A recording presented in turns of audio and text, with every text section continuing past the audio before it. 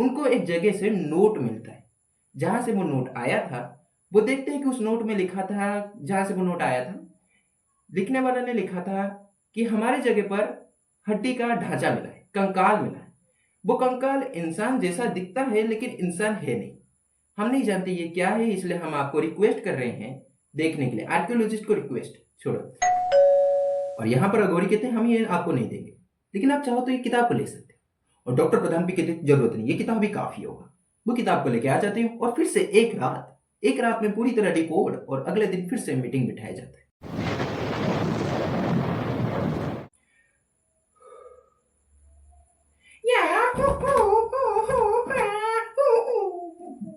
यार तुम्हें पता है मिथिकल क्रिएचर किनको कहा जाता है?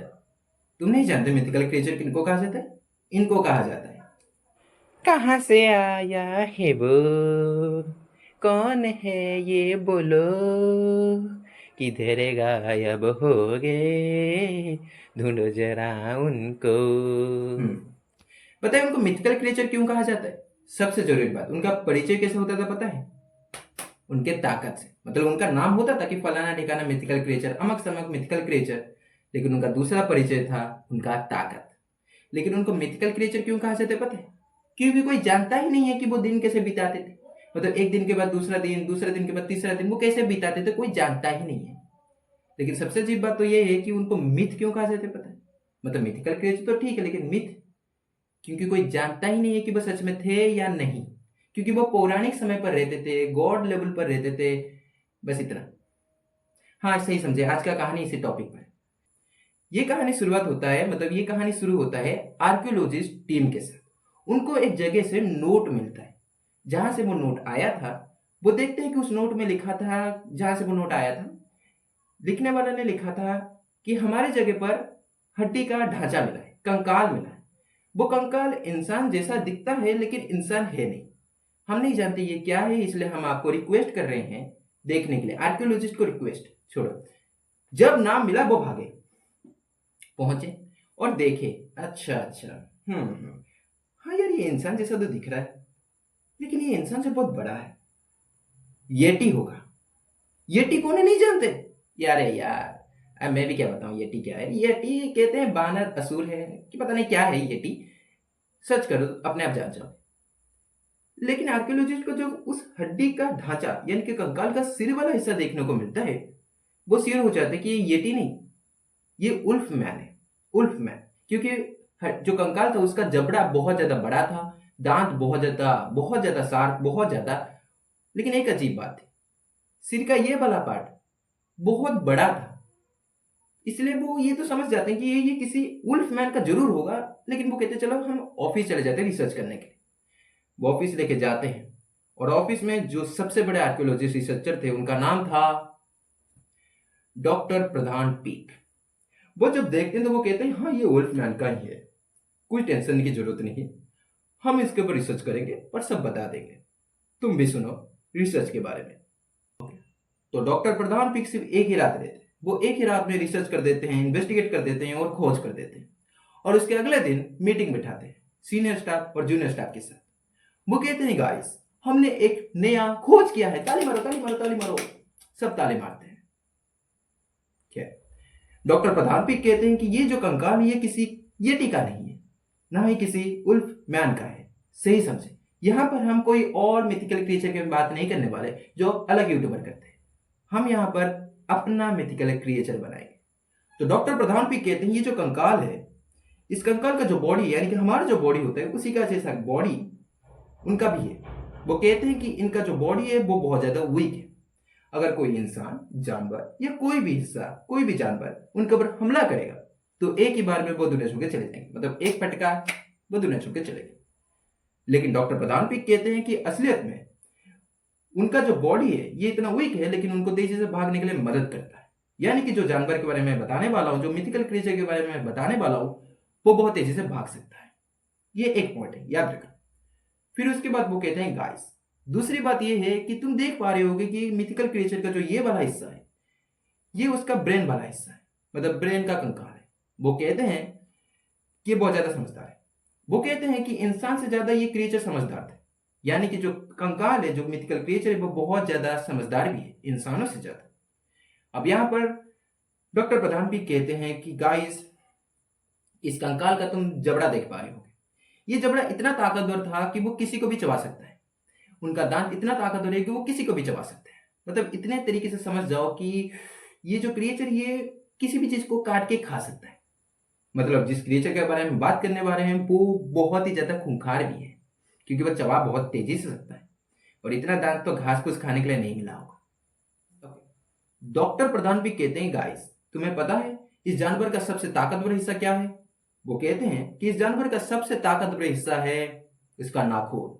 वो कहते हैं कि इसका नाखून इतना ताकतवर है, पहले तो इतना बड़ा था, वो कहते हैं इतना ताकतवर है कि वो किसी भी जानवर के ऊपर पहली बार हमला करेगा तो एक ही बार में वो जानवर दुनिया छोड़ के चला जाएगा। ऐसा नहीं कि पहली बार के बाद दूसरा बार कमजोर, नहीं। डॉक्टर प्रधान भी कहते हैं कि उसका नाखून इतना ताकतवर है कि एक ही बार में KO, नॉकआउट, फिनिश। ये है वो जानवर। वो कहते हैं कि जिस जानवर के ऊपर, जिस क्रिएचर के ऊपर हम रिसर्च करें, जिस कंकाल के ऊपर हम रिसर्च करें, जिस मिथिकल क्रिएचर के ऊपर हम रिसर्च कर रहे हैं, तुम्हें पता है वो क्या है? वो एक समझदार, ज्यादा तेजी से भागने वाला, जबड़ा इतना ताकतवर किसी को चबा सकते हो, नाखून से किसी को भी नॉकआउट करने वाला क्रिएचर है। लेकिन ये क्या है कोई नहीं जानता। डॉक्टर प्रधान भी कहते हैं कि जानवर का नाम क्या है, कहां से आया है, ये नहीं जानते यार, बस इतना जानते हैं। लेकिन उसी समय उनको दूसरा नोट मिलता है फिर से, और उस नोट में लिखा था कि आपने जिस कंकाल को ढूंढा है उसी तरीके के कंकाल हमारे यहाँ पर बहुत सारे हैं, लेकिन वहां पर अघोरी है। मतलब अघोरी बुरे नहीं होता, मैं ऐसा कहा इसलिए बुरा मत माना, लेकिन वो कहते हैं अघोरी, और वो किसी को ये कंकाल देना नहीं चाहते। लेकिन उनके पास एक किताब है जो बहुत ही ज्यादा ट्रेडिशन भाषा में लिखा गया है, बहुत ही पुराने जमाने की भाषा में। आप अगर चाहो तो उस किताब से कुछ ले सकते हो, ऑफ कोर्स।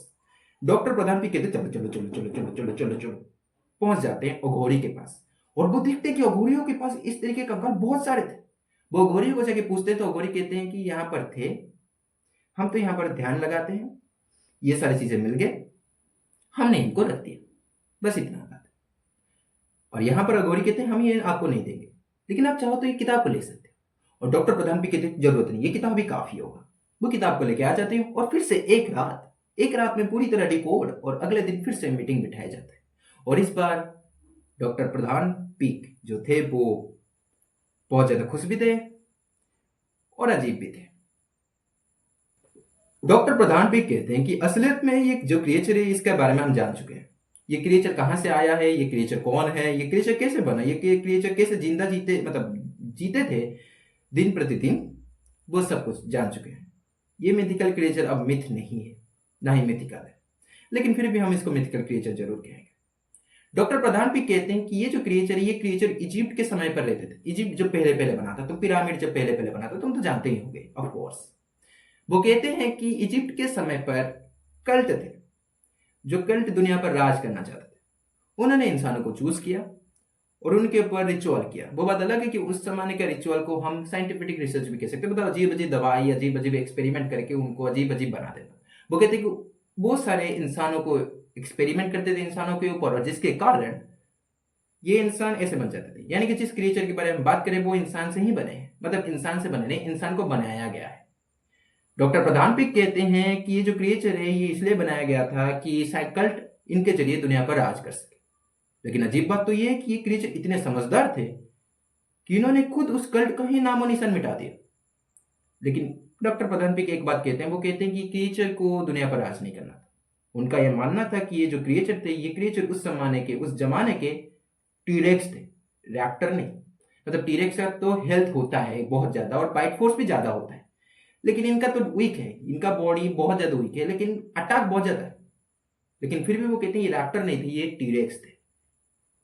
अब यहां पर डॉक्टर प्रधान भी एक और बात कहते हैं, वो कहते हैं कि इन क्रिएचर को वो इजिप्शियन मतलब कल्ट के लोग नाम देते थे काइनाल्स या काइनेल्स, तुम जो चाहो कह सकते हो। काइनेल्स भी अच्छा नाम है। यहाँ पर डॉक्टर प्रधान भी कहते हैं कि ये क्रिएचर जब कल्ट को दुनिया छोड़ के जाने के लिए मजबूर कर दिया, मतलब यहाँ से तुम समझ सकते हो वो कितने समझदार थे। मतलब कल्ट ने उनको बनाया था, कल्ट ने ही उनको बनाया था, उनको रोकने के लिए भी उन्होंने रास्ता बनाया होगा कि अगर ये बाद में टर्न ओवर कर दिए, थोड़ा बगावत करेंगे तो हम उनको रोक पाएंगे, उनको उनका रास्ता तो होगा उनके पास। लेकिन ये काइनल एडवांटेज, स्ट्रैटेजी, प्लान बनाकर उन कल्ट को ही दुनिया छोड़ के जाने के लिए मजबूर कर दिए। इसलिए डॉक्टर प्रधान भी कहते हैं कि इसलिए काइनल्स जो हैं ये बहुत ज्यादा समझदार है। और उसके बाद वो कहते हैं कि क्योंकि उनको कोई राज नहीं करना, तो उस जमाने के टीरेक्स थे इसलिए ये शिकार करते थे। और जंगली जानवर उस समय तो बहुत ज्यादा ताकतवर थे, वो छुप के रहते थे। लेकिन धीरे धीरे शिकारी को, मतलब जो शिकारी को वो शिकार करते थे, उनको पता चल गया कि उनको कैसे हराना है, क्योंकि काइनल्स का जो बॉडी है वो बहुत ज्यादा वीक होता है। और शिकारी तो बचपन से ही शिकार करना जानता है, इसलिए जो जानवर शिकार करते थे वो आते थे रात के समय पर, जब काइनल सोते थे उनके ऊपर हमला करते थे, और एक ही बार में तो काइनल दुनिया छोड़ के चले ही जाएंगे ऑफ कोर्स। डॉक्टर प्रधान भी कहते हैं गाइस, इसलिए काइनल्स जो थे उनका नंबर तो वैसे भी कम था, क्योंकि उनके ऊपर रिचुअल मतलब साइंटिफिक कुछ किया गया था, मतलब समझो थोड़ा एक्सपेरिमेंट टाइप का। इसलिए वो कहते हैं कि नंबर कम था, शिकार बहुत जल्दी हो गए। इसलिए जो बचे काइनल्स वो अपने समझदारी से इंसान जैसे बनने की कोशिश करे, इंसान जैसे बन गए। लेकिन क्योंकि काइनल का जो बॉडी स्ट्रक्चर था वो बदल गया था, इसलिए वो इंसान जैसे ज्यादा समय तक नहीं रह पाए, और एनवायरमेंट में ना रहने के कारण वो फॉसिल बन गए। और अभी हम उनके फॉसिल को देख रहे हैं।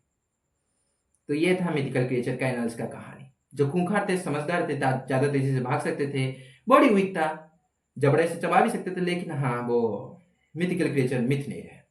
और यहाँ पर डॉक्टर प्रधान भी कहते हैं क्योंकि उस जमाने में उनका नाम काइनल्स था, लेकिन अब हम उनका नाम दूसरा दे सकते हैं, क्योंकि अब तो ये मिथ नहीं रहे, तो इसलिए इनका नाम हम देंगे माइंड फैंग, जो बहुत ज्यादा समझदार खूंखार को रिप्रेजेंट करता है। ऑफ कोर्स ये थी एक मिथिकल क्रिएचर की कहानी। अब तुम बताना कि डॉक्टर प्रधान पिक सही थे, ये गलत है, ये गलत है, ये सही थे, छोड़ो जो भी थे। अच्छा लगा हो तो वीडियो को लाइक कर दो, कमेंट कर दो और शेयर कर दो, सब्सक्राइब कर दो और नोटिफिकेशन को भी ऑन कर दो। कुछ और एक्सपेक्टेशन था कि इसके बारे में बताने को, बताना है तो बोल देना, कमेंट में देखते हैं, जो कर सकते हैं करेंगे। लेकिन इस वीडियो के लिए तो इतना ही, मिलता है अगले वीडियो में, तब तक के लिए स्टे ट्यून्ड। तो यारो मैंने मिथिकल क्रिएचर के बारे में तुम्हें बहुत कुछ चीजें बता दिया कि मिथिकल क्रिएचर पौराणिक समय पर रहते थे। तो यारो मैंने तुम्हें मिथिकल क्रिएचर के बारे में बहुत कुछ बता दिया कि मिथिकल क्रिएचर पौराणिक समय पर रहते थे। लेकिन कुछ ऐसी बातें हैं जो मैंने तुम्हें नहीं बताया, जो मैं बता देना चाहता हूँ इस वीडियो में, उल्फमैन के बारे में।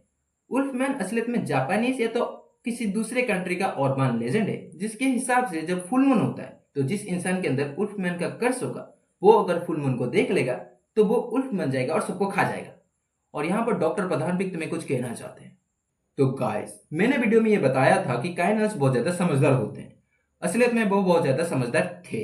मैंने फ्लो में है को थे कह दिया, इसलिए समझ लेना है नहीं थे। बाय।